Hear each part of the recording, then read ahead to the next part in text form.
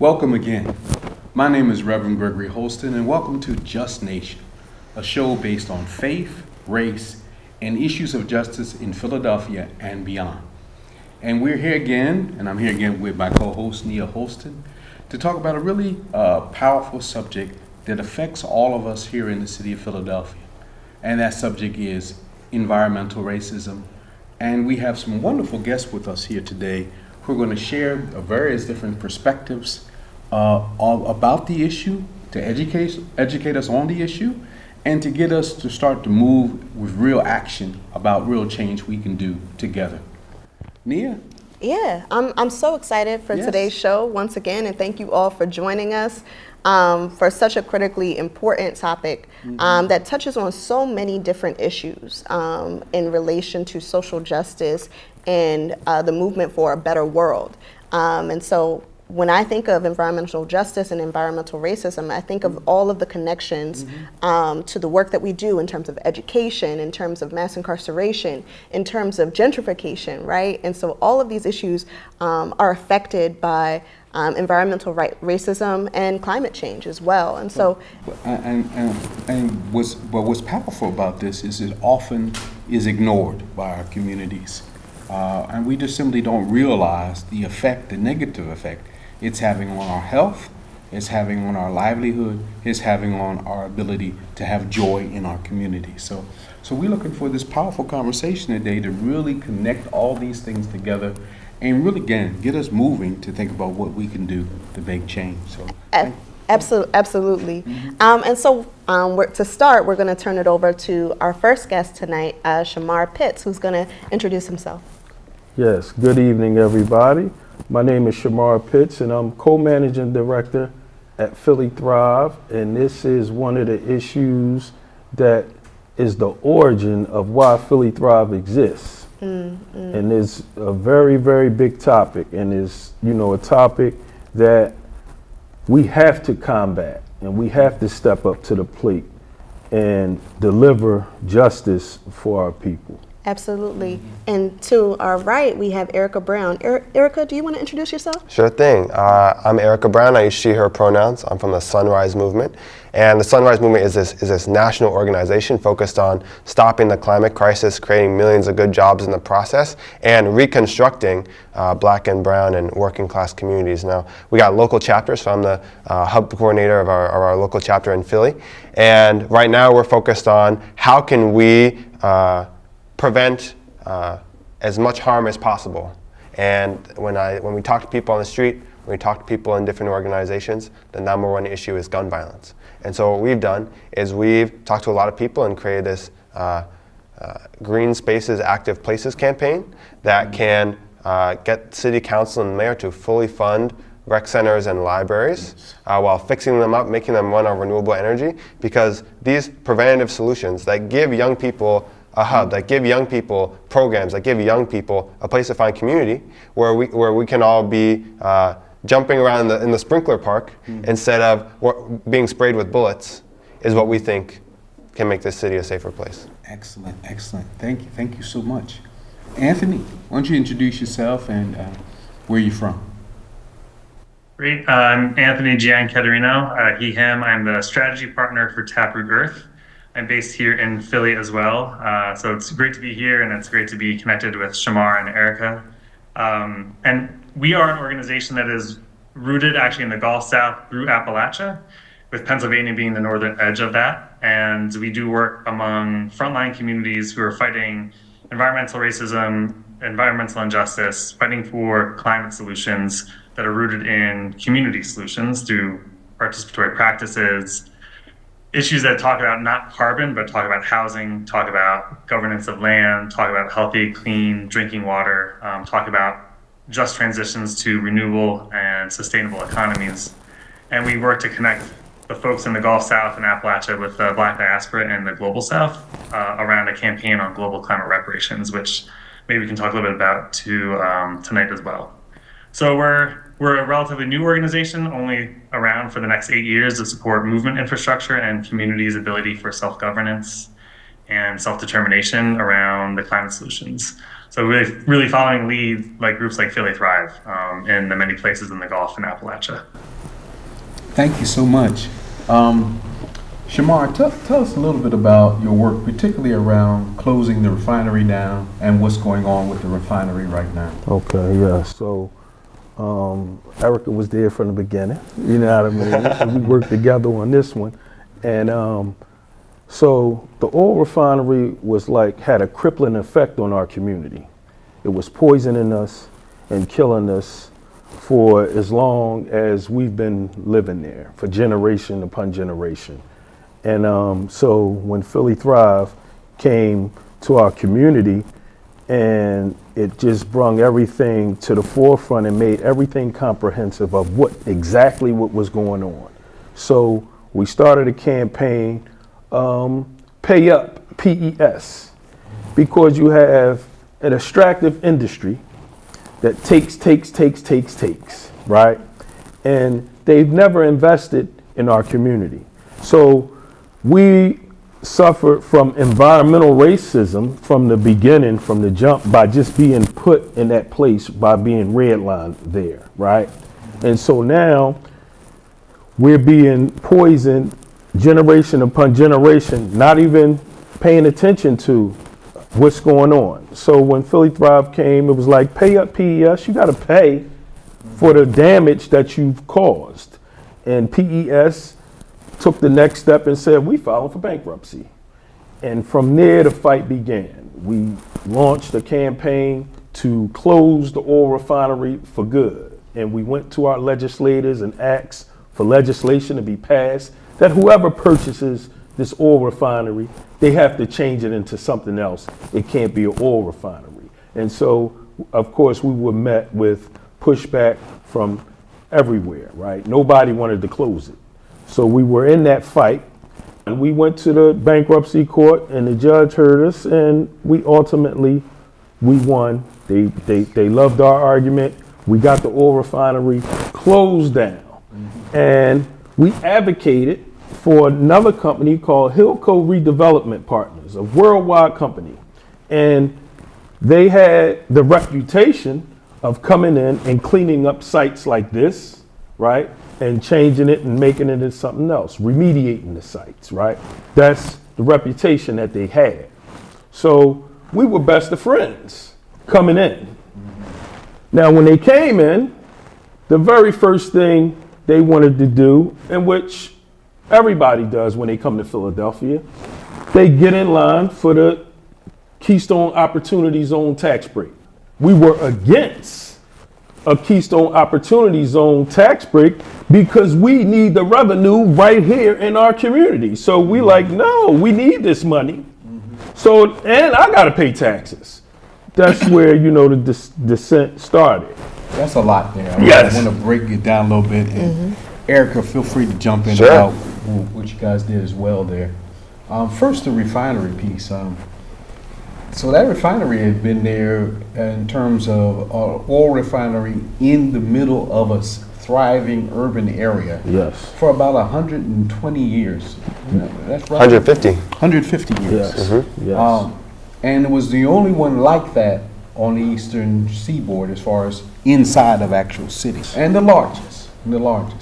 See, I grew up in South Philly, so I'm very familiar with the plume of smoke that would come out of the refinery that they told us was not toxic at all. Yeah, I'm sure they did. And that we found out later was toxic. Yes. And I think one of the group here was really involved in surveying the community about cancer and cancer-related illnesses. Can any of you talk a little bit about that?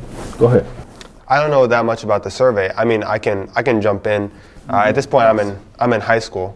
That's when I joined the Sunrise Movement when I was a junior in high school. Found out from some friends, and Alexa, someone else who works at Philly Thrive, asked me to speak at a school board meeting. And I don't know if it was specifically about the Keystone tax break, but there were some trying to get off of taxes in the school board somehow. That was Couldn't make it. them do it. That was it? That was it. And I got on there and I was watching Hassan Minhaj at the time. He was on a congressional hearing making fun of them, so I made some jokes. I made a joke about my mom making me peanut butter and jelly sandwiches or something like that. It was fun. It was fun to do, but I spoke, and because at first they said, no, you are going to have to pay. but then they changed their mind. And that was a first taste for me of how city politics works. Well, they make the decision before the meeting. Mm-hmm. And so that's kind of where I come in, but to speak to more of the cancer, I think that's Shamar. So I guess it depends on which one you want to talk about, because there's several. Mm-hmm. University of Penn did a study, Temple University did a study, Drexel did a study, and it was studies published in our newspapers, the Philadelphia Inquirer, Daily News, right, that showed how our community suffered per capita the most in the country, not first, but in the top 5 in the country, right, per capita when it comes to asthma, those crazy different rare cancers, right, and all related to the oil refinery. So these studies were done time after time, but what happened was nothing was done about it. And the community, until Philly Thrive and Sunrise Movement and others came, most of the community didn't even recognize that. I mean, I lived at 23rd and Lawrence Street, 24th from Lawrence Street. Church that I was first ordained at was 24th and Dickinson. We had deacons in the church who had these exotic cancers that were dying. Nobody told us. We had no idea what the reason was for it. One of the wives of a very important deacon lived right down the street from us, and I watched her body deteriorate because she used to always come out on the porch, and she could see her beautiful gray hair and a beautiful face, and then slowly her body just ate away, and we wondered why. And nobody explained anything to us about the relationship between the refinery and the cancers that were happening. And so that church lost a lot of good, strong leadership. Just imagine, you look at the block you live on. Every single household, no household is exempt from someone in that household having cancer, asthma, and related illnesses. And then when you look at your block, that's just your block. When you go to the next block up, the same thing. The next block over, the same thing. The next block over this way, the same. Every household. Not one household is not left struck by these illnesses. And this is overwhelming proof that this oil refinery shouldn't be here. Absolutely. And so I want to broaden it out a little bit and bring Anthony into the conversation. So we're seeing this in our communities, and we're seeing how people are being affected and literally poisoned. That's not an exaggeration. Literally poisoned by these companies that are affecting the earth, affecting the climate, and are affecting our very physical bodies. And so, Anthony, if you could talk a little bit about what we're seeing here in Philly, what we're seeing here in South Philadelphia, and how that compares to the rest of the U.S., to the rest of the globe in terms of the racism that folks experience, in terms of these companies that come in terms of climate change, in terms of all of that. If you could share a little bit about that. Yeah, unfortunately, this is, we just heard the story and what's happening in Southwest Philly and South Philly is common across the United States, if not the globe. There's just a deep, deep reality of anti-Blackness that penetrates our policies, our society, and just the way we think and look about the planet and the environment. And so if you were to trace Philadelphia through Appalachia all the way down to the Gulf South, showing pipeline explosions of development are hitting Black and brown and low-income communities, because the communities that have resources, which tend to be more white, can push for those not to be in their spaces. And they just push it on and pass it on to low-income Black communities. And it's just a vestige of colonialism and capitalism and 200 plus years of policymaking in this country that allows that for that to happen. So we're hearing that, we're seeing that in, even in the prison systems. Before the show came on, we talked about SC Fayette, which was a prison system built on a coal ash site. And if we think about communities being taken out of Philly, through the incarceration process, a form of an extractive economy, they'd be getting sick in prison because of the systems. We can even broaden out to like our school systems. You know, Philly's no exception. Our kids go to the public schools here, and there's not a month that goes by where we don't get a report about a health hazard. And it's just the lack of healthy investment in our communities that allows this to happen. So thinking about that, it actually expands even further out in the globe. As I mentioned earlier, we do some work across the diaspora, and we have partners who are working in Africa. And so many of the solutions we have to this crisis is thinking about how do we get off of extractive energy systems? How do we stop doing fossil fuel burning? How do we stop extracting from the ground oil? How do we stop burning coal? And the solution is renewables. The challenge to that is if you're in the Congo, all of the rare earth minerals to support batteries, to support solar panels and lithium, silicon, cell phone batteries, that's rare earth minerals that are being mined out of the Congo. And the impacts that we're hearing about happening in Philly Thrive are happening to low-income, poor Black communities in the Congo who are facing slave labor, facing really bad mining practices. And at the end of the day, it's the companies that run it that get away without paying anything. And that is like a common theme. So the common theme is across the globe, majority Black and Indigenous communities are harmed by extractive practices of these corporations. The build out of a pipeline in Uganda that is just tearing up people's access to land and land stewardship is being invested in by companies in Europe and the US that are also building a pipeline in Southwest and Southeast Texas that is basically destroying sacred burial ground of Indigenous people.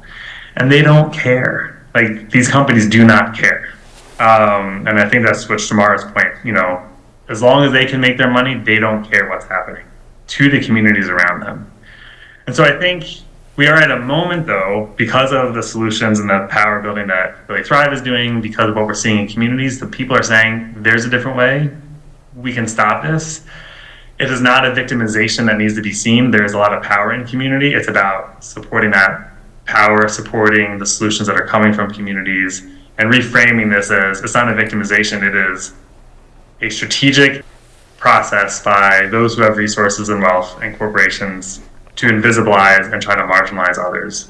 But they don't realize that there is just a lot of power in those communities, and it's about how do we build that power. Yeah. But it is, we're seeing these things across the board. Yeah, definitely. Anthony, that was very powerful, laying that out from South Philly to basically Africa to all over the world. So how do we hold companies accountable? I mean, they weren't accountable here in South Philly. They just went bankrupt and sold, and even though they destroyed lives, they just went on their merry way. And obviously they're not being held accountable in the places like Louisiana and Africa. How do we hold these companies accountable? It's a great question. So we do we run what we call a people's movement assembly process, where we bring frontline communities together to identify solutions and then action. And what comes up routinely in a lot of these gatherings are three kind of main solutions to try to hold accountable. One is like, we need to reclaim our governance. I'm laughing when Shamar, you talked about we know how Philly politics works. That is supposed to be that is a public space. That is our space as people. We all pay taxes. We're all residents. We're all residents. We work in the city. We live in the city. Why is that governance being controlled by a Comcast or a company that doesn't have to pay taxes? Is ridiculous. So part of this is like, we actually have to do the real work of democracy, which is hard but critical. And if you can build that democracy, you can kind of reclaim and retake back governance. That's one thing. That's a long process, but it is a key solution. Is how do we start getting more people in positions of power that come from our communities that can put pressure on the policies of the laws that hold to account. The second one is we need to go after and follow the money. So one of our campaigns is around the Global Climate Reparations Funds, and it's like, how do you build a fund that these companies have to pay into? I mean, I think they should pay taxes. They're not paying taxes, or in addition to paying taxes, how do they actually pay back and repair for the harm that's being done and support the building of solutions? And that is going to require just like public pressure. It's going to require really creative narrative. It's going to require acts of resistance and just kind of demonstration. I think it's going to be a this and all. We need policies, we need action, and we need a really strong narrative that kind of shames and also helps to pivot. And then I think the third thing that really comes up is actually just people building models that put them out of business. So instead of a hill code developing, what would it look like, right, for Philly Thrive to be able to control and govern how redevelopment happens and be the decision makers of what that looks like? How can they be the developer, right? Bring in who is more accountable, who is aligned, who has strong relationships with the community, and then how do we resource that makes these companies that extract and take advantage of almost non-existent. Now, those are all long, they take some time to build, but those are the solutions that communities keep naming. We need models, we need to get the money to support these communities, and we just need to take back our governance. Yeah. Powerful. There's a couple of things that I think about when I hear you speak.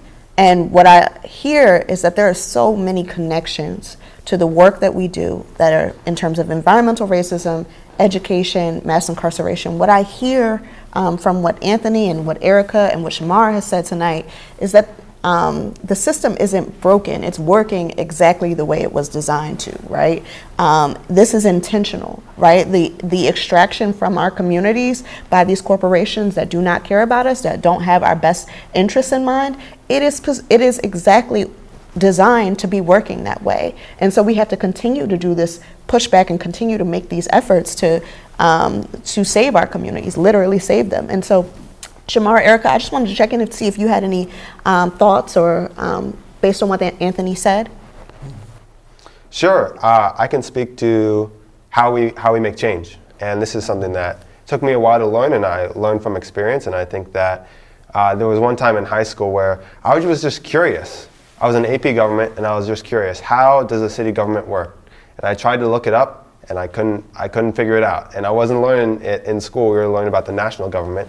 But just as we've picked this Green Spaces, Active Places campaign, in the past couple of months, I've talked with 6+ city councilors, and I've got to understand how it actually works. So how we plan to win our campaign is through the budget.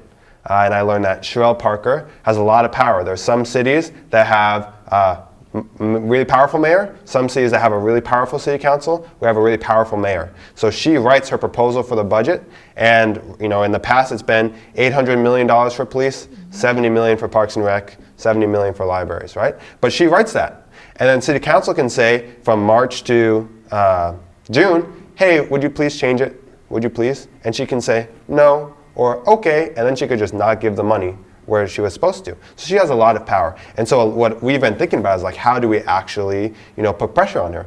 And this is a question that, even before this year, Sunrise has been asking, because when you think about the climate crisis, it's very easy to panic and turn that panic into fear and just isolation, right? Which is very similar to gun violence, right? Because when you're worried about if you're going to get shot in the street, you just want to stay home. Right? And so that can lead to inaction. But what we need is creativity. What we need is to come together and act together. So what Sunrise did in 2018 is they launched the Green New Deal, which is this transformational, completely transforming society. So that way we don't use any more fossil fuels and we use renewable energy. And they introduced it by taking action. And this is something that I really didn't know a lot about. So they went in, they did a sit-in at Nancy Pelosi's office, and that really put pressure on her, and it affected the narrative in a really big way. And so, here's me in high school seeing this video, not knowing how my city council works. I'm like, okay, I guess maybe I'll go get involved in this group. And I knocked on doors in my community during 2020 primary elections. Great candidate Rick Krajewski, who's now a state House representative. And I thought, okay, maybe that's what'll work. Maybe I'll talk to my neighbors and we can elect great people like Rick Krajewski. And then, the next election comes around and, we maybe get a couple more Rick Krajewskis, but not that many. And so I recognized that, this electoral process is really slow. And then I started to learn from a lot of more people in the Sunrise movement who told me about the civil rights movement. And they taught me, Erica, Joe Biden, he's pretty powerful, yeah? And I was like, yeah, I guess so, right? He's the president. And they're like, well, Joe Biden depends on a lot of other people to get things done. He depends on rail workers to transport materials. He depends on the military to implement his foreign policy. He depends on Congress to, not be against him. He depends on teachers to teach the kids. He depends on kids to go to schools because that's how the school district makes their money. And they said, Erica, if you can shake some of these pillars, that's when the people on the top start to notice, because they just depend on so many people. The oil refinery depends on people working to make it, to clean the inside. Right? Shamar can tell you they hire people to clean the inside of the tanks, don't even give them a mask, right? This is why labor is so powerful, why striking is so powerful, because these billionaires can't do much on their own. And so I learned that it's about figuring out who's in power, what they can do, and who they rely on. There's much more specifics and theory and about tactics and action that I've learned, but that's really the building blocks of it. Yeah, so a couple of things. So there might be some people who are watching the show who are like, really? Gun violence is connected to environmental racism? Rec centers are connected to environmental racism? What do you mean by that? And so, what do you mean by that? And can you share that with our audience? I can. Do you want to talk about that a little bit, Shamar? Sure. So the way gun violence is connected to environmental racism is our environment is shaped the way it's shaped. It's a plan. It's not by accident, right? It doesn't just happen that way. So if you look at it, the schools that we went to, I went to Orton Reed, I went to Child School, I went to Barrett, I went to Southern, right? And I went to Furness. And when you walk in the building in Orton Reed, it's dark and gloomy, and there's no authority figure, and you're allowed to just do whatever, right? There's not too much learning going on, right, at this particular point in time. So it's like we don't have education. We're cut off from that. You're cut off from education. That immediately cuts you off from economics, because you can't function in a world where you have to be trained to think, because you're not used to thinking. Your thought patterns are just off. So now we're cut off from education, right? But at the same time, right across the street from Orton Reed, you can see the oil refinery, and they're making billions of dollars. We don't have any after-school programs. Our sports programs are minimal, right? Sometimes teachers don't even come to school, right? And this is environmental racism. How is it possible for $1 billion industry to be directly across the street from your school, and the school is crumbling around the students? It's impossible for it to be an accident. We know it's not an accident. It's a plan. So now, fast forward to now, all these years later, gun violence is out of control and nobody knows why. You know why? Because there's no investment in education. It cuts us off from being knowledgeable.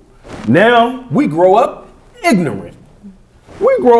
So it's easy for me to believe that a gun will solve the problem. It's easy for me to believe that because I haven't been raised right and taught right in the schools that I went to. So this is how the connection to environmental racism plays out in our community. That's powerful. And for the record, I was a teacher at Orton Reed for about 7 years. Okay. And the toxins from the oil refinery would just blow through the building.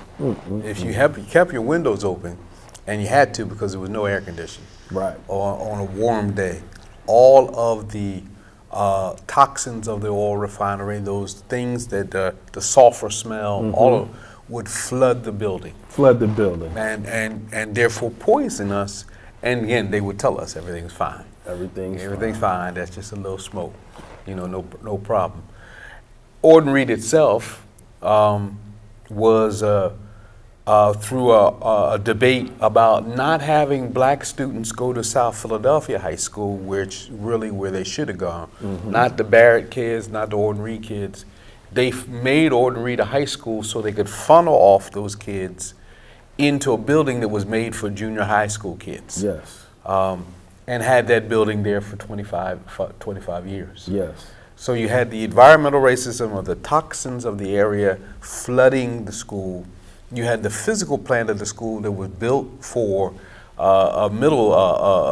junior high school kids with really no gymnasium, no real athletic program, no music program to really speak of, and then the lack of resources that go into the education plan, and the intentional segregation of black students, all in that same area.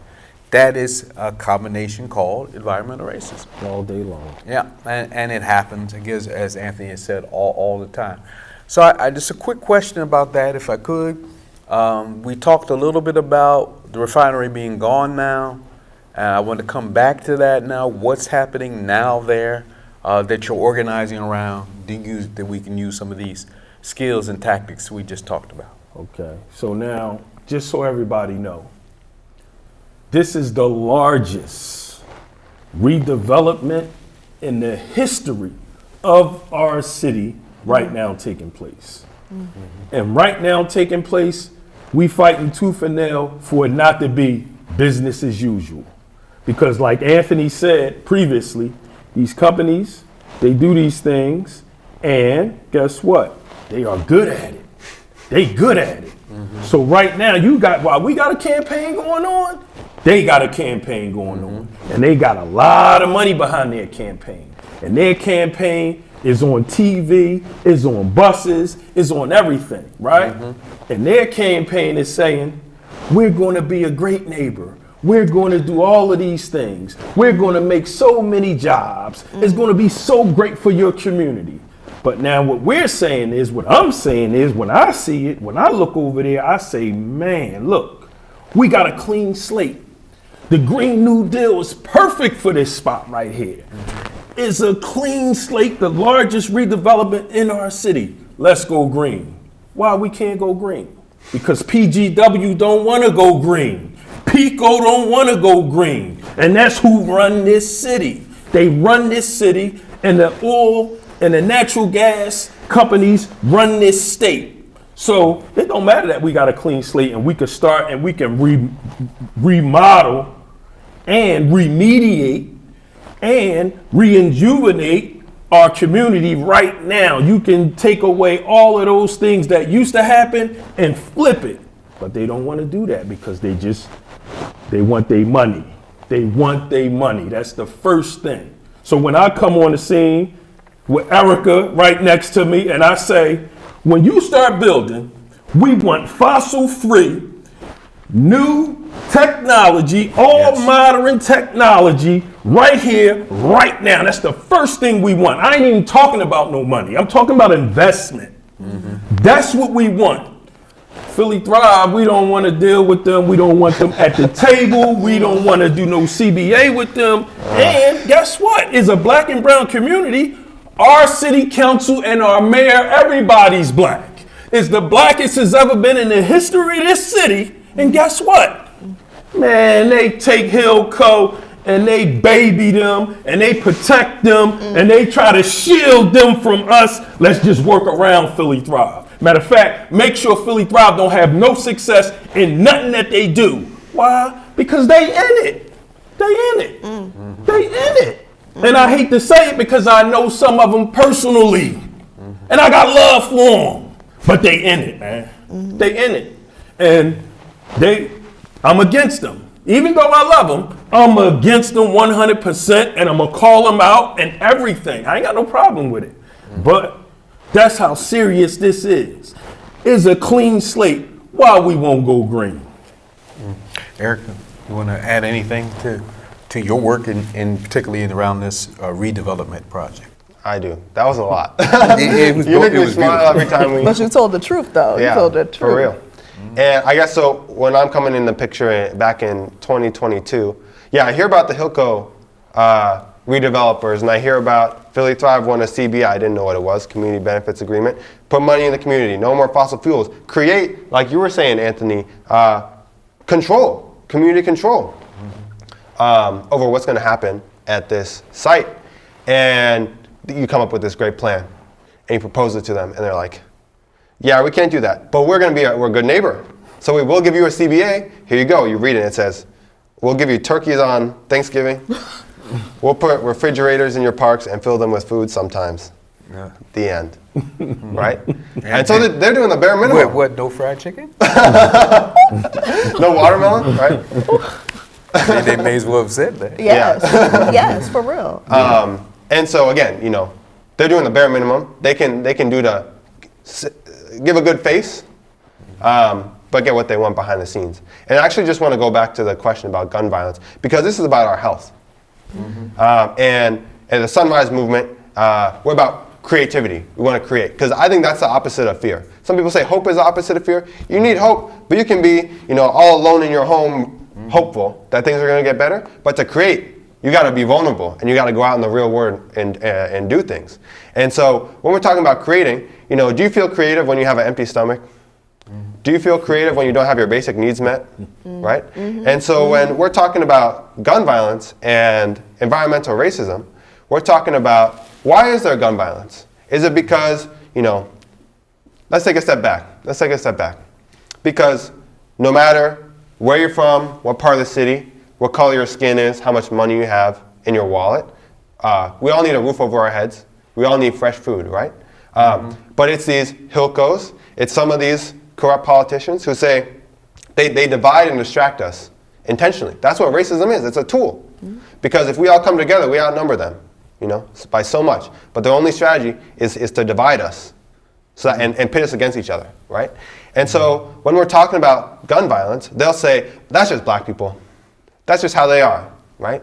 But what they're covering up is the fact that we don't got fresh food, which is that there's an oil refinery in our backyard, there's lead, there's no education, right? And so when we're talking about environmental justice, we're talking about the same thing, where it's about health, it's about making sure that there's trees on your block, so that way there's shade and it's not hot. We're talking about making sure that there's good jobs, making sure that there's a garden you can go walk by, making sure that there's clean water, which all of that makes sure that people have the basic needs they need, and so they don't ever feel like they need to pick up a gun. And so that's what we're talking about, these root issues here. Absolutely. Powerful. Anthony, if you can link the development that's going on and also this gun violence piece to this overall environmental racism. Yeah, no, I really appreciate what both Erica and Shamar have shared. Erica, I really appreciate the taking on the fear, because that is such the narrative of the climate crisis. It's very fear-based, and it's like, we're not going to win. Not going to solve this out of fear. So I appreciate your mention of creativity. One of the things I was thinking about, Shamar, when you were talking about this, and I had to quickly look it up as you were discussing. So there was a study that showed that there was a 7 to 10% increase in gun violence when temperatures rise. If you think about Philly, we live in Mount Airy, we live near the woods, so our summers are a lot less cooler than if you're in North Philly or in West Philly or in Southwest Philly, where there's a lot less trees, a lot more concrete. Mount Airy is diverse, but there's more white communities than there are in North Philly, where it's majority black, right? So the gun violence happens where communities are living with less access to the trees and to the spaces that Erica was just talking about, right? That leads to the gun violence. And on the lead, there was a study that showed nearly half of all gun violence has been linked to people who've had high lead exposure. Well, think about who has lead exposure. It is, again, majority black and brown communities going to schools, like what we were all just talking about, these homes that have not been invested in. So it's all about disinvestment in communities that do not look white. I mean, that is, at the end of the day, that is what environmental racism is about. It's the disinvestment in black communities and the investment in non-black communities, leading to all of the hazards that has been just talked about. So this idea of Hilco, the development, right? We have an opportunity, as Shamar was naming, an opportunity to reimagine, to create, to build a better community. Can we not just repeat the exact same systems that we've had? And maybe it could be greener, but if it's still being done that is extracting from our communities, and how it is maybe healthier, but it's not going to be transformative. And I hear what Shamar and what Philly Thrive is trying to do is we can disrupt this cycle of disinvestment and actually have a cycle of investment that is transformative and that is governed by us as people. And that is what we're seeing. We're seeing that across here in Philly with the largest redevelopment site, as Shamar said, but we're also seeing it happen in the Gulf South. We're seeing it happen all through Appalachia. As these industries are starting to be on their last stages, communities are saying, we have an opportunity to reimagine and to create, to not move from fear, but to move with this idea of possibility.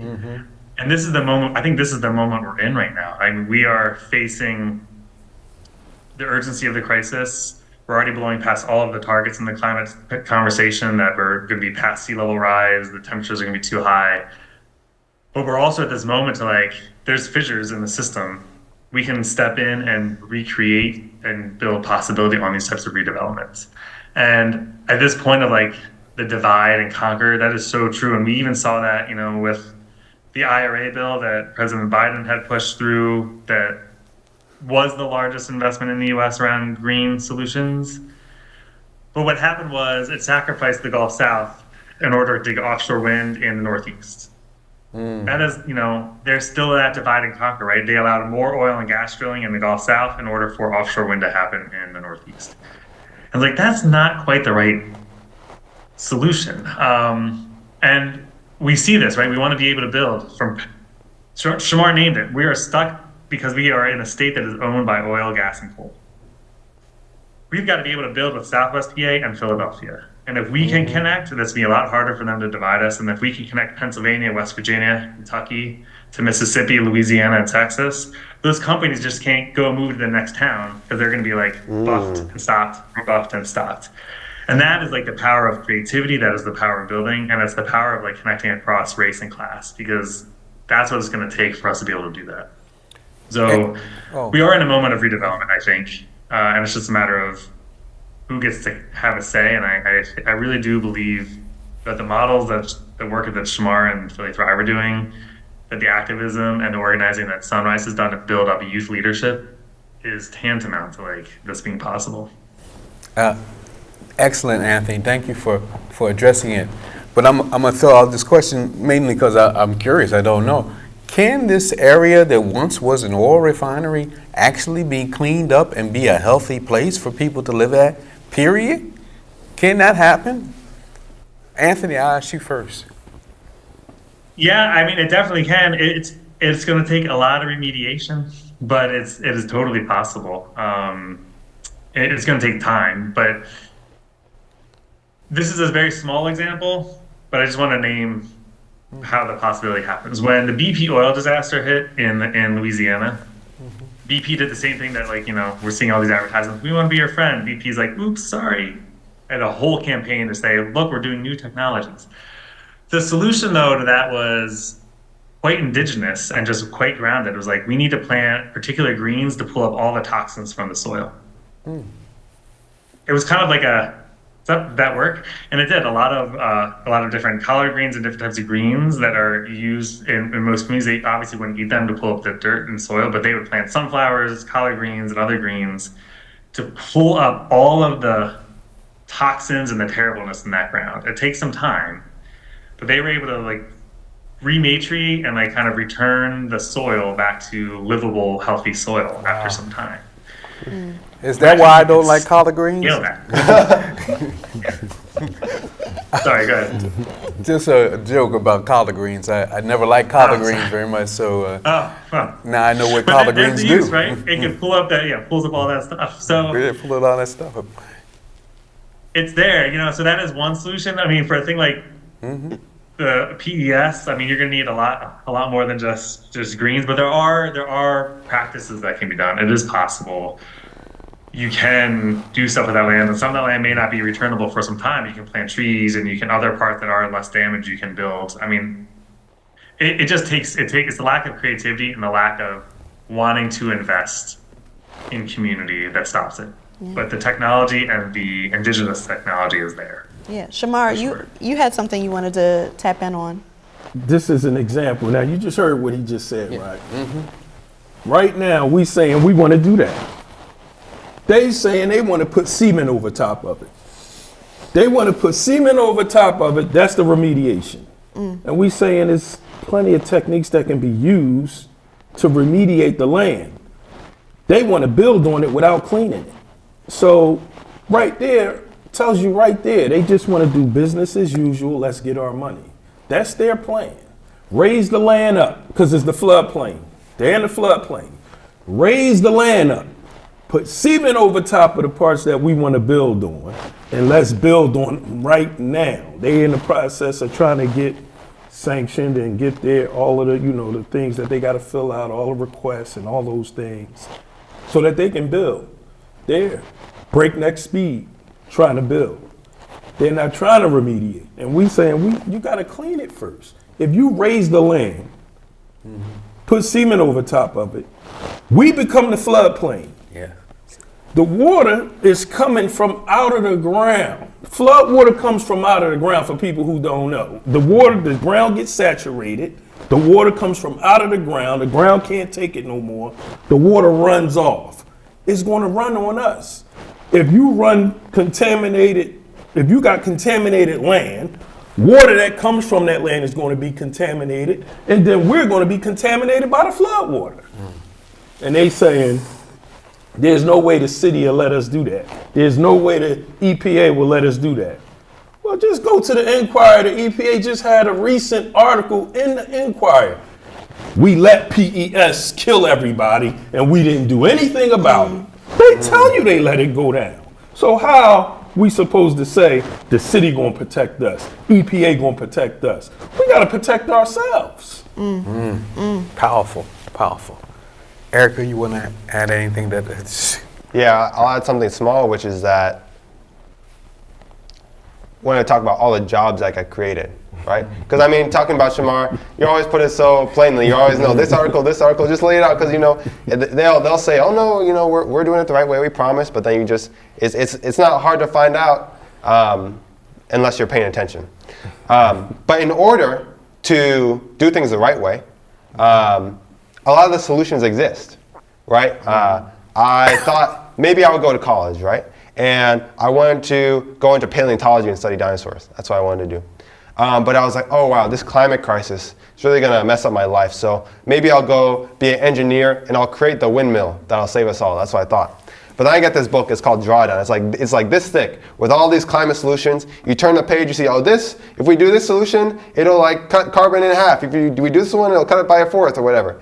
And I realized, whoa, we got all the solutions right in front of us. I'm holding it in my hand, right? And it's got a whole chapter about indigenous solutions. It's got a whole chapter about women and how we can use the climate crisis to help women get more power wherever they live around the globe. And so we got the solutions, and to implement them is going to take a lot of work, but that means it can bring a lot of jobs, and that means it can bring a lot of prosperity to communities where jobs have left or been taken away, is what I should say.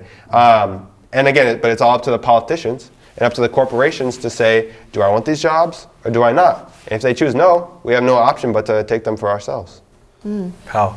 So I got something that's just been kind of what I've been thinking about in my mind, kind of percolating from this conversation, because we've talked about how they like to divide and conquer, right? We've talked about that. And one of the things that we hear about the environmental justice movement, about the climate change movement, is it's white led. To put it plainly, Black people don't care about climate change. And if they don't care about climate change, then we have the right and the opportunity to do whatever we want in those communities, right? And I do think that there are even some Black politicians who will say those kinds of things. Well, that's not what my community cares about, right? And so I'm curious to hear, how do you push back on that? How do you all push back on that in your work, where you're doing this work and you are Black and brown people, you are seeing Black and brown people in this movement who are doing this work and can easily say that that's not the case. So my question is, how do you push back on that? And then also, are there opportunities for the movement to grow? Yes, absolutely. So, like I said before, we suffer from poor education, so we become ignorant, right? And they use the oldest tricks in the books on us, right? And one of the things that they use on us right now to this day is that Philly Thrive, they white people. They white people coming in the Black neighborhood. They taking advantage of the Black people. They want to get grants. That's all they're here for. They want to get grants in your name, and they want to use you and take the money, and then they're going to leave. So the way you fight against that is, first of all, don't pay that no mind. To all white people, don't pay that no mind. Do your work. Your work speak for itself. Because I'm Black, and I'm from Grace Ferry. And the work speak for itself, right? Some people, they try to equate you to what they do. They do all of those things. Oh, you getting paid. That's why you doing it. Man, I ain't getting paid nothing. What are you talking about? I ain't getting paid what you getting paid. Definitely ain't getting nowhere near that. Am I getting paid what Hillco getting paid? I ain't getting none of that money. So don't pay it no mind and put that work in and keep on doing it. And before you know it, it'll get bigger. It'll get bigger. When you do the right thing, people notice, because we all know right from wrong. I don't care what your education is. We know right from wrong. Keep doing right. The people going to see you doing right. They're going to respect you. And even if they can't do it because they got bad habits, some people got bad habits of doing wrong, they don't want to come and join you because they feel like, I'm going to be doing wrong. Eventually, they're going to come. That's how you lead by example. Just keep doing the right thing. And the of these kinds of solutions they're the right thing, and they're also the right thing for our economy in the long run, the right thing for our community in the long run, the right thing the way wealth can be shared, and that we all can prosper together in the right way. It's just a question: do we want to do the short-term thing that gives a short-term blessing to few, a benefit to few, and not to the many? Or can we do these long-term things where everybody can be benefited? And that's really what leadership is all about. So this is a challenge to our political leaders. Here are real solutions from real people in the community. Real solutions from real people in the community From Philly. From Philadelphia, about this particular environmental racism, not just in South Philly, not just where the refinery was, but in places like North Philly, places like Allegheny Avenue has high asthma rates, places like Germantown, who has high levels of lead paint in the schools, in the homes. All of these places these issues can be handled with the right kind of legislation, with the right kind of policies that can really be fruitful to everybody. We're really in that place where we can really do that and come together to make that happen. Absolutely. Yes, go ahead. So I know Issa Rae has this quote, "I'm rooting for everybody black." Now, I'm going to say, I'm always rooting for black people. Like, let's make that clear. But what I will say is I love Derica Purnell's twist on that. Lawyer, movement, legal worker, abolitionist, all of that. Her twist on that is, and she's black as well, I'm rooting for everybody resisting oppression, right? And that shows, it's like, whose side are you on? What are you doing to create the world in which we want to live in? And what are you doing to work against that? And if you're working against that, then I'm not with you, and I can't be with you, and I will never be with you. Cannot be with you. Right? Cannot be with you. Right? So I'm rooting for everybody resisting oppression. Word to Derica. Now, what I will say is I have questions about, I'm sure there might be some young people joining this show, or they might see clips of this, and they're like, wow, I want to be like Erica. I want to know what Erica is doing out here, and how can I get involved? So if you can share a little bit, perhaps share the socials for the Sunrise Movement, or share any other active campaigns. If you could share that for our viewers so that they have that information and how as well. they can contact all of you here. Yes, absolutely. As we get ready to close, or have our time of closing. Fantastic. So you can follow us on Instagram at SunriseMVMT Philly. That'll be the best place to see all of our actions, because we are in a campaign that's about to ramp up. And so if you DM us, we'll be able to get you involved right quick. And yeah, hopefully you'll be seeing us all over the news. This Thursday, we're going to City Hall with these beautiful postcards that we went to rec centers. We had kids draw what they want to see. It's very colorful, fantastic. And we're going to go in front of City Hall and say, hey, this is what you got to be funding right here. And then we're going to go drop it off at Sherelle Parker's office so that she'll meet with us. And we got a lot of creative tactics up our sleeves that I can't say yet that we'll be getting into. So definitely can use anyone who wants to join. Give that site one more time where people can look Sure up thing. that over the next couple of months as well. That's right. Our Instagram, which is at SunriseMVMT Philly. Okay, awesome, Great. awesome. Thank you so much for the work that you've been doing. It's just really, really incredibly impactful. And, to be a youth leader doing this work is just incredibly impactful. So thank you so much. Yes. Shamar? Yeah, so I don't know all of our social media outlets. I'm not social media savvy like Erica here, but I know you can find us on phillythrive.org. and you can get in touch with us that way. And you can always look at us. We're on YouTube also. So just join us, phillythrive.org, and join the fight. Join the fight. Erica and I, we welcome everybody to come in. So we need everybody to come in. Black, white, or brown. Right. We need Don't matter. everybody to come in. Everybody that want to be against oppression, as Nia just said, against oppression, be with us. That's what we about. And we at phillythrive.org. Thanks so much. Anthony, if you could share. Sure. So we are at taproot.earth. I think our socials, I should know this too. I'm like Shamar, I'm terrible on social media, but it's at Taproot Earth. This is our Instagram and then Facebook as well as Twitter. So you can find us there. We're building up our social media as we move. You can also email us at PEACE at taproot.earth and we'll get in touch. And I just want to say thank you all for the time. I'm sorry I was not there in person, but it was an honor to be with you all in this conversation. And just again, tremendous just appreciation and respect for Erica and Shamar and the work you all are doing in Southwest Philly. And then to Reverend Holston and Nia just for hosting these conversations, because we don't have these conversations enough in this country. So I'm glad to be able to do it here in my home city and kind of connect Philly to the globe in these conversations. So excited to connect and support you all as we continue on. Yeah, word. So, since we have a couple of minutes left, I'm just sort of thinking, and I'm so glad that you guys were all able to share what you have going on in the work that you're doing. One of the things that comes up, and I think I might have seen this on a Sunrise Movement's Instagram page, where the response to funding rec centers or the response to ending gun violence or the response to this public health crisis is, oh, well, we have to think about fiscal responsibility. And so there's Classic. always enough money for police or tools that oppress us. There's always enough money for that. You can never have enough money for that, right? So that cops can have beach houses in South Jersey. But you didn't hear that from me. But what I will say is I just think that it is so incredibly important for us to be able to push back on these narratives of, oh, well, we can't afford this.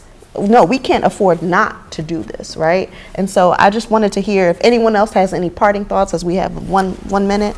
So I'm going to try to pull some of that together in the sense that I am still moved by so many people, as I shared earlier, in South Philly that died of cancer, who did not know why they were dying. So many children today who have asthma, who don't know why they have asthma.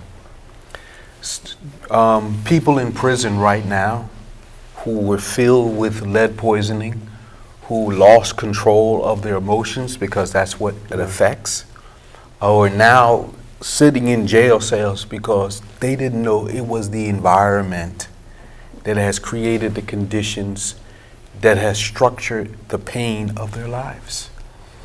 And the powerful thing here is we have not done nearly enough to provide safe environments that really creating a clean, green environment, as this mayor says she wants to do, is actually the way you create a safe environment. And that's the power of all of these tools that we spend so much money on policing and law enforcement, when if we just spent the money on making a healthy environment for everybody, it would make us all safer. And so I want to close on that point, that environmental racism has to get to the top level of our government in terms of policy. We have to make a real change in how we think, and when we do that, we all can grow and thrive together. Yes. Thank you so much for being with us today on Just Nation. Tune in next time and be with us again. Thank you so much.